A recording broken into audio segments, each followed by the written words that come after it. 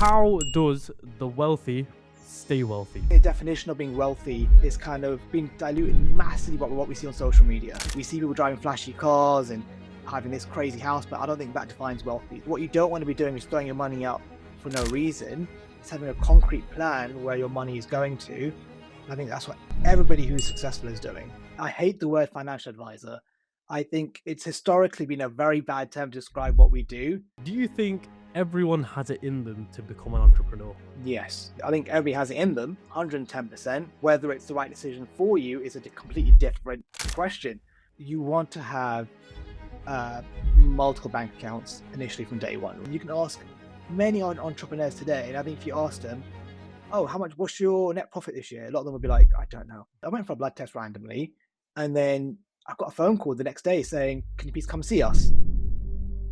Yeah, it was an extremely difficult period of my life. So I told you in 2022 when I was diagnosed, I wasn't set up financially. I had no life insurance, no protection, no investments, because everything was getting back into business. When I was diagnosed and I realized, I was like, what was this all hard work for? If someone listening is earning good money, but they feel financially burdened, financially stuck, what's usually the problem nine times out of 10? I would say 9 times out of 10 is Imagine you have £1 million in the bank.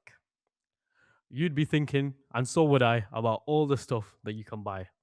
Holidays, cars, designer clothes, etc. But before you know it, that £1 million would be gone. And it brings up the question, what's the point of being rich if you can't stay rich? Luckily, for anyone worried about saving their money, the guest I'm with today knows all about it. He has a company called Goel Wealth Management where he helps business owners, entrepreneurs, and professionals make better financial choices, protect what they've built, and create long-term wealth. If you guys want to hear about how you can stay wealthy, this is definitely the episode for you. And without further ado, I would love to welcome Shubham Goel onto the podcast. Shubham, thank you so much for coming on today. honestly, thanks so much for having me. I'm really looking forward to this. So yeah, I'm really looking forward to having a chat and diving in. That is good to hear. That is good to hear. Shubham, how does the wealthy stay wealthy? That's a brilliant question. So I think the wealthy stay wealthy because there's been a massive kind of gap in our society, right? Where we think if you want to be rich, you have to be born into wealth, or you have to, you know, have some crazy kind of 1% chance of winning the lottery or getting some kind of income your way, right? But I think you'd be surprised to know a lot of wealth is built over a long time. So even you look at something very basic like someone's retirement pots or pension pots, a lot of people's pension pots I've been saving for 30 years are probably close to £1 million if you're earning a good job and you're saving. So I think these days, I think the definition of being wealthy is kind of being diluted massively by what we see on social media. I think we see people driving flashy cars and having this crazy house, but I don't think that defines wealth these days. So that brings up the question, what is the difference between being wealthy and being rich? Ooh, that is okay. Again, another really good question. I think what I would say personally, I would say being wealthy is someone who's got assets. I think it's also defined by you, right? I think if someone came to me and said I wanted to, let's say, have a comfortable lifestyle, in their minds, as long as they could pay their bills, they could go on the holidays they wanted to, raise their family, they might call that wealthy. They might say, I'm incredibly fortunate and I'm wealthy. I've got enough assets, I can retire when I want to retire, my kids are set, I'm happy and I'm wealthy. I think being rich, I think a lot of people define rich by saying how much money do you physically have in your bank account, or how much income do you have coming in, how much is your business worth. I think that's all good and said. I don't think, as you said, I think rich defines wealthy. Shubham, you've worked with a lot of entrepreneurs and professionals that have a lot of money but don't quite know where to put it, how to use it, and how to save it. What is the best advice that they've given you for your business that you can now share to others? Ooh, so I would say The biggest advice I would say is lifestyle creep. As your income goes up and as you start earning more money, there's always it happens with every single person. Your liabilities increase with your income, and that's where most people fall a trap to. Because you could be earning 250K if if you have a massive mortgage, your liabilities, and let's say you're spending per year 230K a year to maintain that lifestyle, you're not going to feel rich. You're not going to feel like you're doing well. So my advice to everybody is make sure your lifestyle doesn't creep up, and then also start putting a plan early, and I think that will give to long term. That'll always be the kind of formula for long term success. Right. What's one financial habit you've noticed that almost every successful person has? Oh, it's a couple. One would be a budget. Most people stick to a budget and have a budget. They'll say, I'm not saying don't have fun, don't have a but as long as it's budgeted, right? I don't mind you having a flashy car as long as it's within your budget and that budget it doesn't impact your goals. So I think having a budget and a plan, that's absolutely fine. I say another thing most people do is they are investing tax efficiently, right? I think what you don't want to be doing is throwing your money out for no reason. It's having a concrete plan where your money is going to. And I think that's what everybody who's successful is doing. I think that's what it comes down to is having a plan that is dictated to know where money's going and what the purpose is for and how can I access it when I need it. As I said before, you've dealt with quite a lot of rich individuals, wealthy individuals. What kind of business are they in? You'd be actually surprised. So I think you're probably thinking well, a lot of people I'm going to be speaking to are going to have these very flashy businesses, but you'd actually be surprised that a lot of people I speak to, I think, incredibly well run the most dull and boring businesses you'll ever hear of, like plumbing businesses or businesses that are doing customer service or are doing sales. Like these aren't traditional what we see on TikTok or social media type of businesses. These aren't high growth tech firms or massive software companies. A lot of these people are running businesses that are very successful, making very good money, but doing the average service that you wouldn't find exciting. That you wouldn't think that from plumbing or from these dull and boring businesses that you could make that much, but why is that? How is that? I think you know what it is. I think I'm not saying other businesses can't make money, and all of them do make money, but I think a lot of the traditional people, I think the way we're so programmed nowadays is we just think we've got to do X, Y, Z, and that's going to make us money. But in reality, if we look at someone, let's say, who's running a plumbing business, they could someone I spoke to recently was running a plumbing business, and he was bringing in after he paid all his taxes off, he was still netting roughly 250K, and I think that's what I think it comes down to is if you want to make money, it's looking at what are you good at and what how can you use that skill set to drive growth. And I think the actual industry you're in has very little impact on your success. It just all depends on your expertise and what you can do. Shubham, you weren't always in this industry of wealth management. You but why what made you choose wealth management specifically? So okay, so it's a bit of a long story, so I'll Please. try not boring you with No, the we detail. have But time. so in 2019, I started a software business, a software distribution company, and that scaled very quickly. So to give you an idea, we were running for roughly 5 years. In that 5 years, we had probably 12 million in revenue a year. We had close to 20 staff members. We were doing exceptionally well.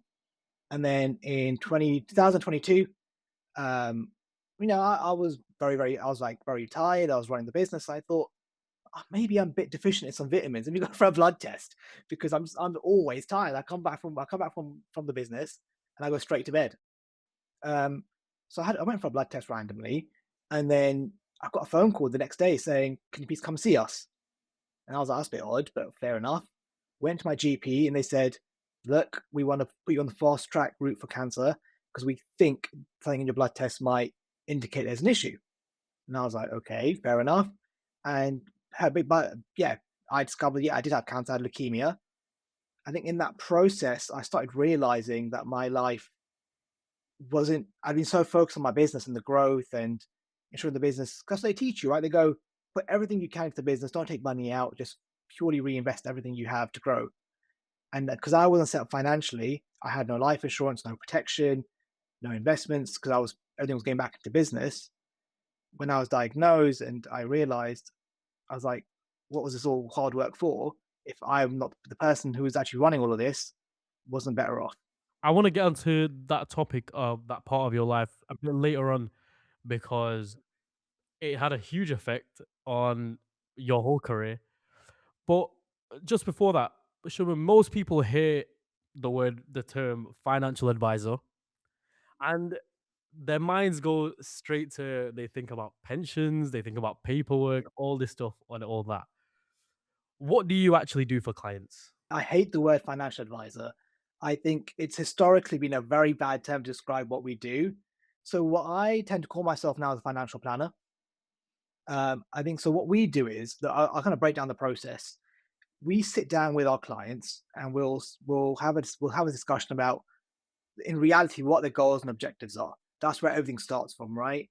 And the analogy I always give is we need to know your goals and plans. That might be I want to retire at 55 with 30K a year. I want to send my kids to university and make sure they don't pay their university fees. I want to make sure that if I was to pass away, my family was protected. I want to make sure my assets pass down free of inheritance, all that kind of stuff. Those are your broad goals that we work on building, right? And we create something called a life plan. And that life plan evolves and changes over every year, but it basically dictates what are we actually working towards. And the way I like to kind of give an analogy is it's like a pilot going, you know what, let's just take the plane off. I have no idea where we're flying to. It's like creating a flight plan with no destination is not going to work, is it? So that's what we first do. We create a flight plan or and we really figure out what your destination is. And then we look at where you currently are. We map out your current finances, your circumstances, your family. And then from those two things, it's like a simple equation. You go, what do you want? What do you have? Minus them two together, and you find out what the gap is. And then we work on how do we address that gap and put a plan in place to work towards that gap. And that's the simplest way I can kind of put it. And what is the biggest misconception that people have about financial planning? Ooh, okay. The biggest one is, and this you're gonna hear this from everybody, is gonna be you have to be extremely, extremely wealthy and have loads of assets, or I'm not gonna talk to you. And that's not the case. I think again, I keep saying this again and again, but historically our community's done a very bad job at gatekeeping financial advice. And it's been this kind of thing which has always been like reserved for the mega wealthy. But you'd be surprised that if every single person had access to financial advice, they'd be way better off no matter how much you earn in the long term. Income and your wealth should not dictate access to financial advice. Let's say I'm a client and I come to you because again I have wealth, but I don't know what to do with it. I don't know how to go by it. Can I expect to be wealthy, let's say in 6 months, in 7 months? Again, it depends how you define wealthy, but no, every plan we build is for the long term, right? And I think that's one misconception people have is they go, okay, how do I, if I've got X amount of money, I'm not a magician. I'm not gonna magically turn that into millions and millions of pounds, right? It takes time, discipline, and the best thing I always say, it's not about timing the market, it's time in the market. You have people who sit on the fence and go, when do I invest? When do I invest? When's the best time to invest? And I go, that's the wrong mindset. It's not about when to invest. It's just getting in there and how long you invested for. Now, there's a question going around that I've heard a couple of times, but I feel like if there's a person to ask it to you, why are entrepreneurs often some of the worst people at managing their own finances? I think it's because a lot of people find themselves into wealth or into business unplanned, right? I think a lot of business, like my first business, I didn't expect it to take off. It was just, hey, my main goal was if I could make an income out of this, I'm happy. I didn't expect it to skyrocket the way it did. And I think people are put into that position very, very quickly, but then lack the financial expertise or knowledge or literacy to kind of put things in place, right? I think imagine you had all of a sudden you haven't been used to budgeting, you haven't been used to having a plan in place, and all of a sudden you're given this, let's say, massive bucket of money. You kind of you'll spend a spending spree, you'll go crazy. I think it's hard to have that discipline if it hasn't been trained into you already, or someone to advise you on that. And I think that's one thing. If you look at schools, for example, we that's something we don't teach in schools. And I think it all translates to then later on in life where when people do find themselves in money, kind of going, I don't know what to do with it. I might as well enjoy it. So, were you always good at managing your wealth? No, no, I think I wasn't horrible, but I don't think I was. To put it in perspective, when I ran my business, as I said previously, if I was good at managing my money, I would have said the business is one element, then separate myself financially from that business and protect myself, whether that's investments, pensions, whatever it may be. I'd have done that myself. But I wasn't clued up. So my entire focus was the business and that was it. Makes sense. Now, there's probably a lot of entrepreneurs or aspiring entrepreneurs that are watching this episode now. So, just for them and even for myself as well, can you break down the money structure that entrepreneurs can follow? Are we saying entrepreneurs in terms of personally or for their business? Both. Okay, so what I'd say for business is you want to have uh, multiple bank accounts initially from day one, right? And the reason I say that is you don't want everything falling into one bank account. So you want to have one bank account that you get paid for your let's say your customers pay you goes to one bank account. That's your main bank account. From that, you want to stop managing your money. You want to have different bank accounts. You want to put money aside for your tax. You want to make sure every income that hits your bank account, you're putting money away for your tax. You don't want to get a tax bill and go, I need to call up HMRC and put a payment plan in place because I can't afford it. You want to put money aside for yourself and go, this is the money I'm putting aside for myself. You want to have an emergency fund as well within your business. Say, this money that's great, I'll put away for a rainy day. And I think having these different pots of money in your business will mean that on a rainy day, when you want to reinvest money, when you want to take out money, you know exactly where your business stands. I think that's you'll be surprised. You can ask many entrepreneurs today, and I think if you ask them, "Oh, what's your net profit this year?" A lot of them will be like, "I don't know." "How much money do you have in your reserve?" "Oh, I don't know." And they'll know their top line figure, like, "Oh, I've made, I don't know, £500,000 this year." When it comes to actually what they got in their pockets and what the business is worth, a lot of them won't know. So I think knowing your numbers, having that bank account structure is absolutely crucial. What about for personal? Oh, I would say basically there's an amazing book I read when I first started business called Profit First. It's a brilliant, brilliant book. I think that dictates the idea of saying the business is you. Treat yourself as important because a lot of business owners will do this, right? They'll have an employee and their employees are getting paid higher than they are getting paid. And it's a very bad situation to be in. I would say prioritize yourself. Obviously, don't jeopardize the business, but from day one, make sure you are compensated correctly. You're putting money away for yourself personally, that's your pensions, whatever it's going to be, you're taking care of yourself. Obviously, I'm not saying jeopardize or put the business at risk, but make sure you are your biggest asset. You are the biggest employee of your business. Treat yourself like that and make sure you're compensated and you're in a position where you're going to run this business for let's say 10 plus years. You don't end up hating it because you're not getting what you're not getting any worth out of it. Right. That's what I would say. Have you ever met or spoke to a business owner making a great amount of money, but they're heading for financial disaster? Oh yes, yes. So I've met a few people actually in my line of work. So I've met an IT. I met an owner of an IT provider. They run a what we call a managed service provider. So they provide IT services to businesses. They're scaling very, very, very quickly. So I think when we spoke, they were over 30 million in revenue. The issue they were facing was that basically they were to scale that quickly. They had put their margins on they were making like roughly 5% margin.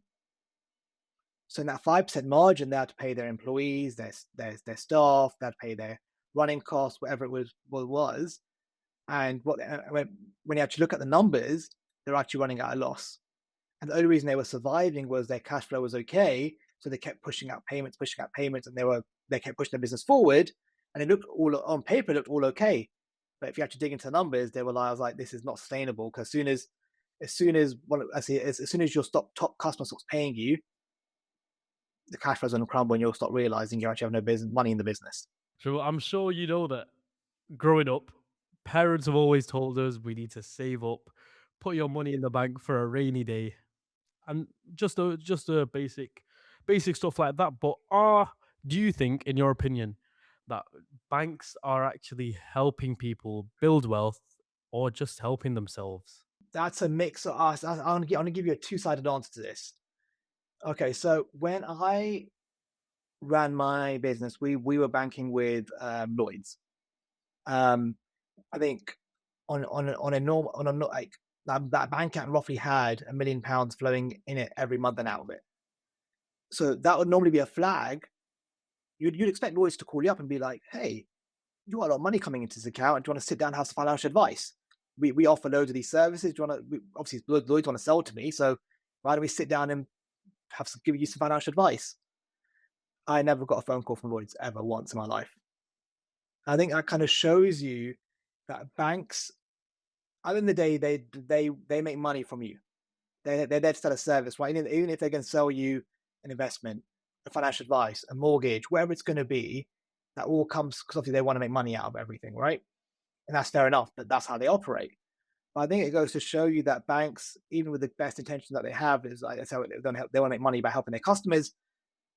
I think banks these days are so understaffed, and so where they are currently in the climate and the economic climate is that I think you'd be very lucky to get financial advice from a bank unless you are a very valuable customer to them. And there is also another question that I've heard quite a lot of times, but mainly from the younger people, from the younger side. Do you think the traditional pension is becoming outdated? No, Okay. 100% no. I would say, look, there's been changes to the pension. We know that it's gonna at some point in the next couple of years be treated as a part of your estate, so it might be subject to inheritance tax. I'm parking that for one side for now because that's a whole different topic. That's what I don't want to get involved in that. But look, I think your pension is a brilliant. It's the most tax efficient way to save money for retirement. Because let's say your workplace pension, you're going to put in 5%, and your employer is going to put in 3%. That's 3% you're getting on your money for absolutely nothing. It's free money you're getting in. But secondly, it is before you get paid. It's going in before you pay tax, so it's incredibly tax efficient because you're not paying tax on that money. And thirdly, as the money grows in your retirement account, you're not subject to income tax, dividends tax, capital gain, whatever it is. It's all growing tax efficiently in that pot for retirement. I actually asked this question to a young person not that long ago. And one thing that they said was that they do think it's becoming outdated just because the retirement age is getting higher and higher. So they're worried about if they'll actually ever be able to receive that pension. So the way it works is you have the state pension, which is 67/68. It's changing, but yes, that's the state pension age, which you get out to state pension, which is very high. But your private pension is 57, and it could be 55 as well, depending on when your pension is. But 55 to 57, right? Um, that's I think that's normal. That's a normal time when people want to retire and ask the money. But look, I would say if you want to retire beforehand, what we do plan to do is what we create bridges. So we might set up an ISA and go. Let's say you said to me, "I want to retire at 50, and we go, okay, your private pension doesn't kick into 57, your state pension doesn't kick in until 67. So we'd use an ISA, we'll save in an ISA as well to bridge that 7 year gap between 50 and 57. Then your private pension kicks in, and that private pension has to then will have to support majority of the work to get to state pension age. And the state pension age will start kicking in and providing some relief. So I would say it's not. It's yes, a state. There's different ages that you need to vary, but I wouldn't say it's outdated if you have a plan in place to cover those gaps. Completely makes sense. Makes sense. Now, if someone listening is earning good money, but they feel financially burdened, financially stuck, what's usually the problem 9 times out of 10? I would say 9 times out of 10 is not having a budget and having incredibly high costs and liabilities. Honestly, I think a lot of people, you'd be surprised. I sit down with a lot of people and I go, let's go through your bank statements. That's the first step. Let's figure out your budget. And a lot of people are kind of going, I don't want to look at them. I'm kind of scared. So I think that's the main thing we've got to get over is kind of going, it's okay to be stuck. It's okay to be in a bad position. Not addressing the issue is going to make things worse. Let's just sit down, look at your bank statements, find out where your money is going, and it's okay wherever you're at because you can then put a plan in place to stop fixing those things. It might not be an overnight fix, but at least you know what to do next. But yeah, that's the main issue people face into. It's having no budget in place and not having any idea where the money's going. Everything wasn't as smooth sailing in your entrepreneurship journey. Um, you, as we mentioned before, you were unfortunately diagnosed with leukemia. Yes. Take me back to that period of your life. Okay. Yeah, it was a extremely, extremely difficult period of my life. So I told you in 2022 is when I was diagnosed, um, which is fine. I was diagnosed. And to kind of show you my mindset back then, I was so unprepared for this that I got my diagnosis in the morning and in the afternoon I went back to work. And it kind of shows you how my mindset was. I was just like, I'm not going to deal with this. I'm just going to go straight back to work and pretend like there's nothing's happening. But it was a very difficult period because to kind of show you, I was put on three different drugs. I was put on the first chemotherapy drug that was working very, very well. And then my body became resistant to that drug. So they said, okay, let's move to the second line of treatment. I started the second line of treatment, had very bad side effects, got appendicitis as well, had to get appendix removed from that drug. And then again, my body became resistant to that drug. I moved to the third drug. Again, that drug didn't work. My body became resistant to it. And that's when we discovered after going for what they said was the only option now is a bone marrow transplant. I was in hospital for roughly three months, going under transplant, and I would say that's probably the most difficult thing I've physically gone through. It was emotionally, mentally, and physically just most draining process to go through. I had high intensity chemo, high intensity radiation, and it was just yeah, it was a very tough period in that time. Yeah, I could only imagine. But in terms of business, you had a business at the time as well. Correct. So yes, um, to give you a background, I ran a business. So yep, that software business was running. Um, because when I was initially diagnosed, I still continued to work. There was no issues that kind of came up.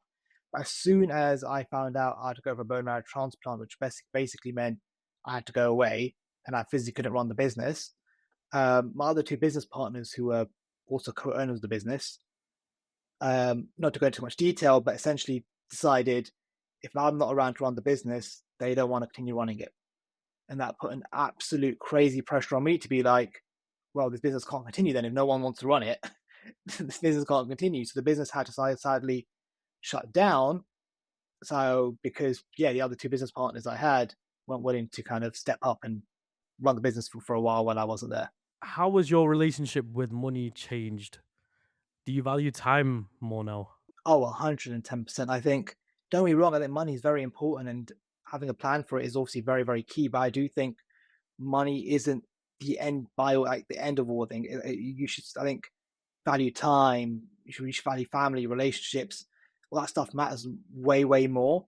And this will sound very kind of like I'm going to bring it back to where I started, but having a financial plan in place, I think I've learned it's so important now because having those things in place helps you value your family, your time, your relationships so much more because you're then understanding kind of yeah how everything is and how everything yeah should be. It's crazy how life can just do a whole 180 on you in one day. Not even one day, in the space of an hour. How did it affect your outlook? I would say that I've always been a very, very kind of motivated, determined person, right? Like I think what drives me, so when someone tells me you can't do something, out of pettiness, I'll go and prove them wrong. So I think for me, it was more like when my outlook didn't really change, my outlook's always been, I want to prove somebody wrong, right? So I think my outlook was always, so the whole process has always been, look, if my business is falling apart, it's fine. I will start again from scratch, and I know that I've got it in me, and I've got the motivation, determination to make it back on top again. I know if I was diagnosed, I'll make it through, and I'll be able to get back on top again. So I would say my mindset's always been just yeah, keep pushing forward no matter what. I can only imagine that the amount of stress and the amount of pain that you were going through in that time of your life. But a good thing did technically come out of it. Being diagnosed with cancer actually helped you create the business you have today. How? So yeah, when I realized I was diagnosed, I was like, I need to get some stuff in place because I haven't thought about it. I started googling frantically. I was like, what is financial advice? How do I? What do I need to be doing? And there's so much information out there. I was like, there's so many different opinions, so many different people telling what to do. You're kind of going, I need to go. I just need to find somebody to help me. And then that's when I discovered St James's Place, which is a financial advice, one of the largest wealth managers in the UK, on the FTSE 100. I reached out to them to kind of say, can you help me with my stuff? And in that process, I discovered that they have something called the Academy, and they were training you to be a financial advisor and run your own business. And I said, you know what? Based on what I've learned, if I can learn this and help myself, I can help so many people avoid the mistakes I've made. So yeah, I signed up. I went through the interview process, and thankfully they selected me. And before you know it, I was doing exams and getting qualified. And would you say, in your opinion, that overcoming cancer has made you less afraid of failure? Or is it the opposite? I'd say it's a double-edged sword. Again, I think most of my answers are gonna. I'm not a politician, but I think most of my answers are always going to be aligned. I think so. Yes, it's definitely made me feel like. Yes, I think determination is definitely again always going to be up there. So I'm not afraid of failing and trying different things. And I know to start a business like I've done in my throughout my whole life, you got to keep trying, failing, and something will eventually work. But given that, it also puts things into perspective, right? Because what I have to look at is having that diagnosis meant I had to kind of restart my life.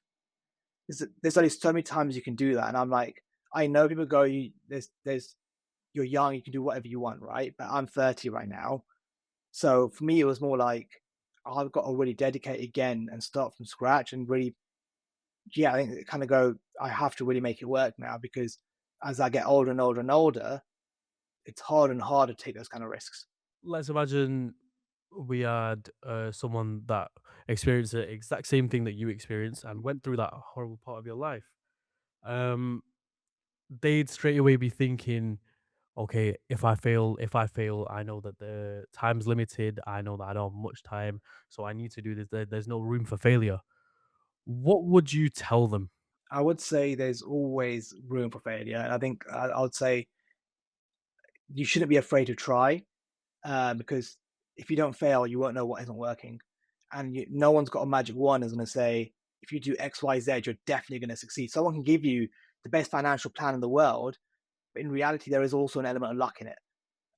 Hard work, dedication, knowledge always triumphs, but there's also an element of luck. And I would say there's that saying right everybody says, and I do believe in it. You miss 100% of shots you don't take, and I would say you're doing yourself a massive disservice if you aren't even going to try to get to make those attempts. And you have to expect you have to expect failure. As an entrepreneur, I'm sure we've heard this about 1,000 times, but I might as well make it 1,001. Failure does help you learn. Failing is key to success. And I can't stress it enough because it's been said so many times and people they don't really take notice of it, but I'm sure you know as well, failing is the only way you can properly learn, and I'd say. There's so many things like failing doesn't even have to mean having a massive failure. Even the small lessons, you might get things wrong on a day-to-day basis when you're running a business, right? And then you do something wrong, and the next day you go, okay, now I know next time what not to do.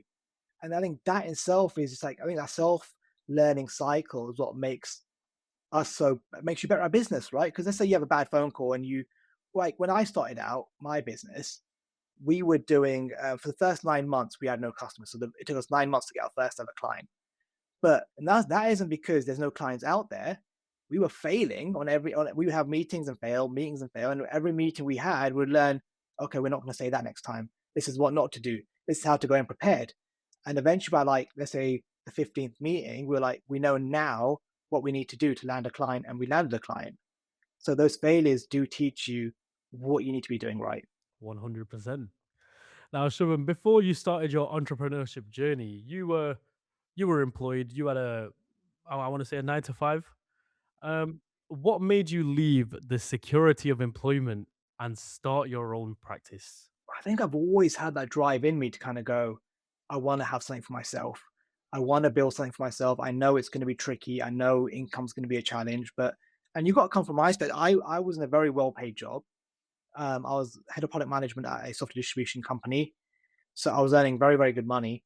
But then to kind of risk all of that, and it wasn't like I had the luxury of not having bills. I had a mortgage on my name. I had different things I had to pay for. But then yeah, something about me was more like, I can't do this every single day. I want to have something for myself. And one night I just, yeah, decided to take the leap of faith. I said, you know what? If I don't do it now, when am I going to do it? And yeah, and I just took the leap of faith. But that didn't mean I didn't quit my job. I made sure I ran my second business in the evenings and on the weekends until I could leave my job. So I didn't take a crazy kind of like step and go, I'm dropping everything. But yeah, I did take that It leap. was all calculated. Yes, exactly. Now, I try to ask this question to every entrepreneur that I meet just because there's so many different opinions on this. Do you think everyone has it in them to become an entrepreneur? Yes, I think everybody has it in them, 110%. Whether it's the right decision for you is a completely different question.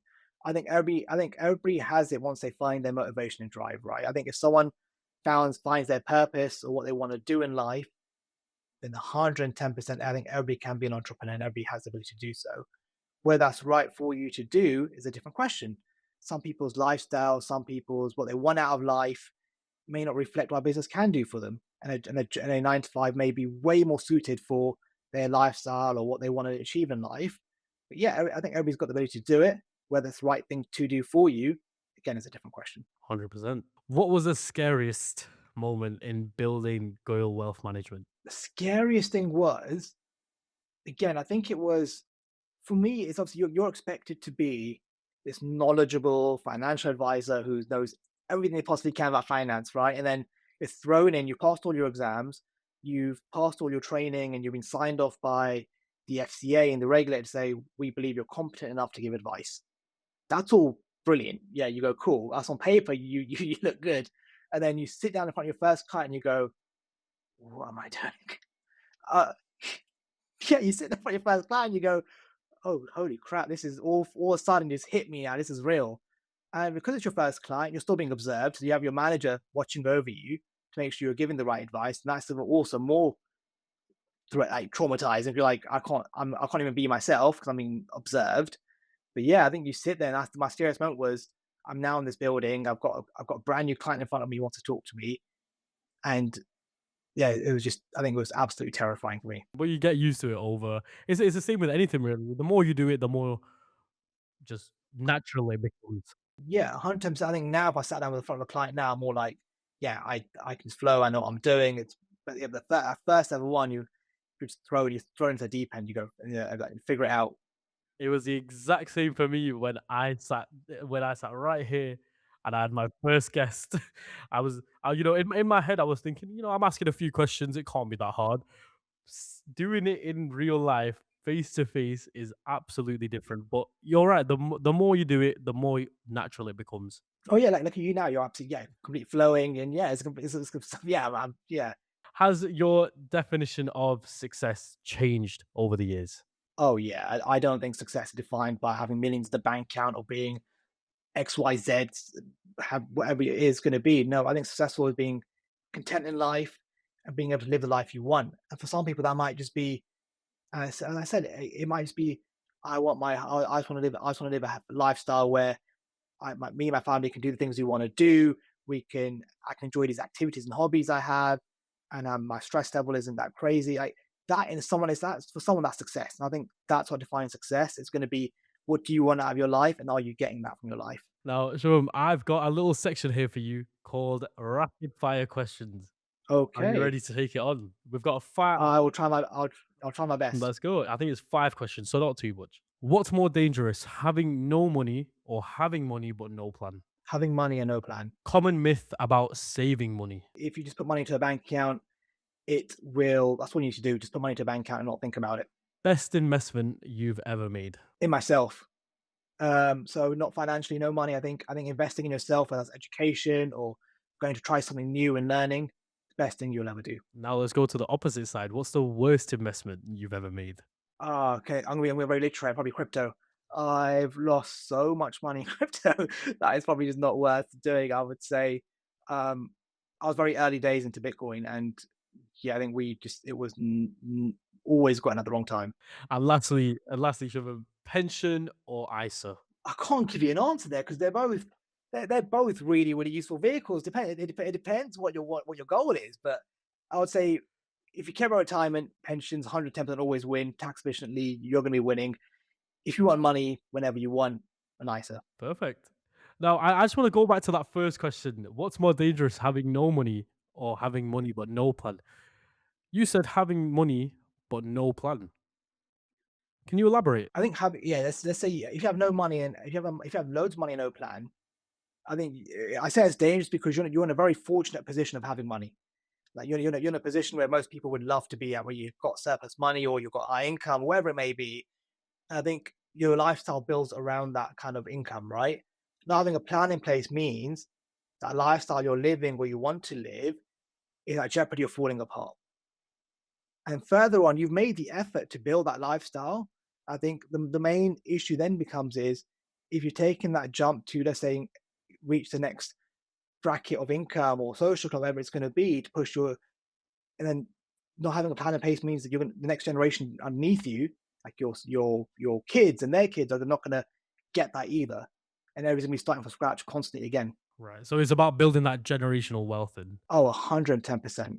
Yeah. so tell us all about Goel Wealth Management. What do you do and why should entrepreneurs come to you? Yeah, so as I said, I'm a financial planner. I work with business owners and working professionals about building a plan around your life, right? Whatever your goals are in life, financially, retirement, savings, buying a house, protecting your loved ones, passing on generational wealth, we'll build a plan around that and we'll make sure throughout your life that we put that plan is executed and you meet that plan.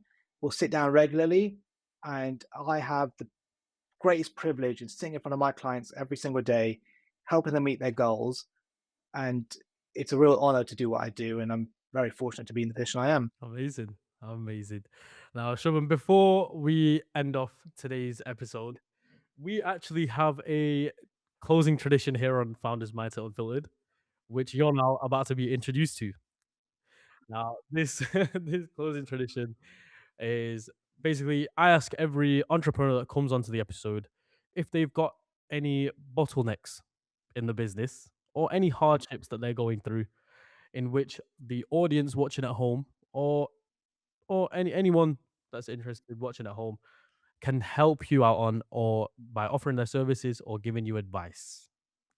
So I would love to give you that opportunity of if you have any hardships that you're going through right now, whether it's something small as social media or outreach or even anything else, if you've got any issues, let the audience know and hopefully we can help you out.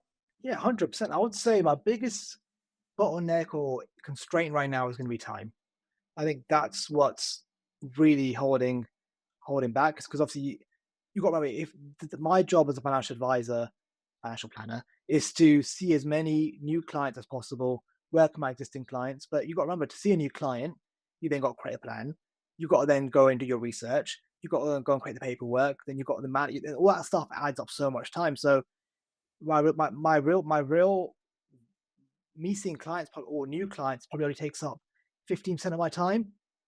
The rest of my time is purely based on admin work, getting stuff done, doing the research. And I think that massive bottleneck means I can't see new people that much as I would I'd like to. And what can the viewers or we as viewers do to help you out? It'd be good to know how people manage their time. That's a big one. To see how people in my position who are running busy businesses, how they manage their time, how they structure themselves, but also, what kind of one thing we're heavily looking into at the moment is what AI and automations, how we can make our lives a lot easier with automations and what things can we be doing to make our client journeys a lot smoother and better for our customers, but also saving us time. How can people reach out to you? What's your details? Yes, so the best way to you can go to our website, very simple, goel.co.uk, which is goel.co.uk. You can email me as well. Uh, okay, my email's very long, so probably the best thing to do is I'll give it to you anyway. It's my first name, shubham.goel@sjpp.co.uk. But honestly, the best way is my website. What we'll do, we'll put your details in the description. Um, just so if any of you guys watching know you can help out Shubham with his bottlenecks, please reach out to him or even reach out to us and we will pass on the message kindly and let's get it sorted. Let's get it done. There we go. I just want to say thank you so much for coming on today. It's been great getting to know all about being wealthy, not being rich, but being wealthy, building That's your the wealth. that's the great way to phrase it. And Yeah, honestly, that's been really, really good for me as well. I think I've enjoyed talking to you, and I mm. think sometimes when you get asked a question that you don't really get asked on a day-to-day basis, really makes you really makes you think about It your does. answers. So no, I really enjoyed it. It does. It's been great. And to the guys watching at home, the usual. Don't forget to subscribe. Don't forget to like. We're on YouTube. We're on Spotify. We're on Apple Podcasts. So give us just drop in, get some engagement going, and stay tuned for the next one. As you know, we do post every 2 weeks on a Wednesday. So perfect in time for your morning commute to work. There we go. Siobhan, once again, thank you so much for coming on. And guys, if you've got any inquiries, please feel free to reach out. Perfect. Thank you so much and see you on the next one. Bye bye. Thank you.